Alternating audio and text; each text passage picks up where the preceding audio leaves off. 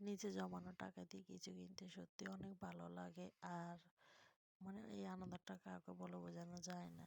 আসসালামু আলাইকুম, কি অবস্থা সবার, কেমন আছেন? আলহামদুলিল্লাহ আমরা ভালো আছি।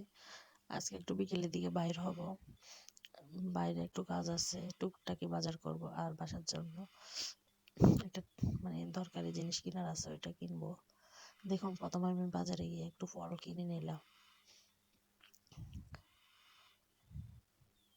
এখান থেকে আমি কয়েক ধরনের ফল কিনে নিব। তারপর আমার একটা টেবিল আছে আর কিনা মানে দরকার ছিল, ওইগুলো কিনে নিব।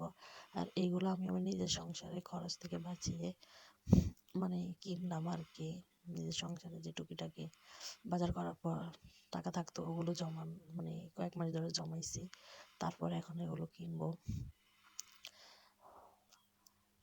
এদিকে চেয়ারটা ফিটিং করতেছে, আর আমি এগুলো ফিটিং করা আমি বাজারে যাব, মাছ মানে সবজি টুকিটাকি এগুলো কিনে আনবো। এগুলো আর আপনাদের দেখা। আর এদিকে সব কিছু বাসার সামনে নিয়ে আর উঠাতে পারছি না। রিক্সাওয়ালা মামাকে বললাম, উনিও বলছে যে উপরে উঠাতে পারবে না। আর এদিকে আমি সব কিছু নামিয়ে অনেকক্ষণ দাঁড়িয়েছি।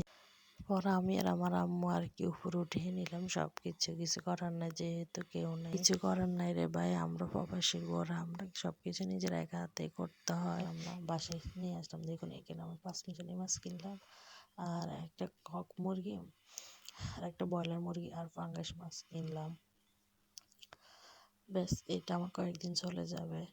আর 5 মিশালি মাছের অনেক দাম। আর এখানে আমি কিছু মানে টুকিটাকি আরো বাজার করলাম।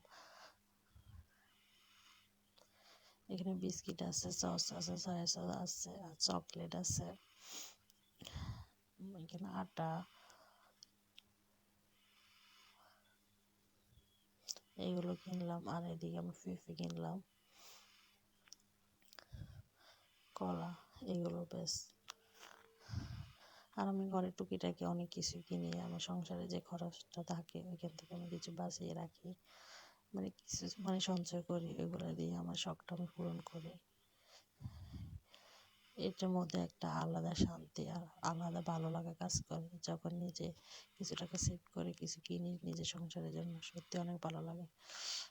তারপরে আমি পরের দিন সকালে রান্না বান্না করবো। এখানে আমি মাছ, 5 মিশালি মাছ যেগুলো এনেছি এগুলো আমি কেটে ভালোভাবে নুন দিয়ে ধুয়ে নিব। তারপরে এগুলো রান্না করব। আর আমার ছেলের জন্য একটা, ওর জন্য ফাঙ্গাস মাছ রান্না করব। ও যেহেতু কাটা মানে কাটা ওলা মাছ খেতে পারে না, এর জন্য কাটা ছাড়া মাছ এগুলোর জন্য রান্না করব। আর আমার ছেলেটা এখন একটু জাল খায় না, এর জন্য হলুদ লবণ আর হালকা একটু মশলা দিয়ে ওর জন্য রান্না করবো। ব্যাস, এখানে আর অন্য কিছু দিব না। আর এখানে আমার দেখুন মাছটা রান্না হয়ে গেছে। আর মাছটা দেখতে কতটা সুন্দর হয়েছে, কিন্তু এটা অনেক মজা হয়েছে। আর অনেকদিন পরে এই 5 মিশালি মাছটা মানে পেয়েছি, আর তার জন্য এনেছি রান্না করব। আর এদিকে যে ফলগুলো এনেছি এগুলো একটু রেখে দিব।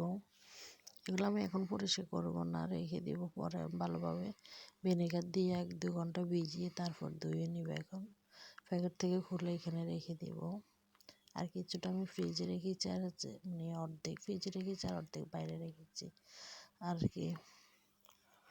কারণ এতগুলো তো আর একসাথে খাওয়া যায় না, এই জন্য। আর আপনাদের যদি আমার ভিডিওটি ভালো লাগে অবশ্যই আমার পাশে থাকবেন। আর এদিকে দেখুন, বিকেলের দিকে আমার আব্বু বাইরে গেছিল নামাজ পড়তে, তখন আমাদের জন্য এগুলো এনেছে। সত্যি এই পাঁপড়গুলো খেতে অনেক মজা লাগে। আর জিরাফে আর মসজিদে দিয়েছে মিষ্টি আর নিমকি। আর আমার ছেলেরা তো এগুলো দেখে অনেক খুশি হয়েছে।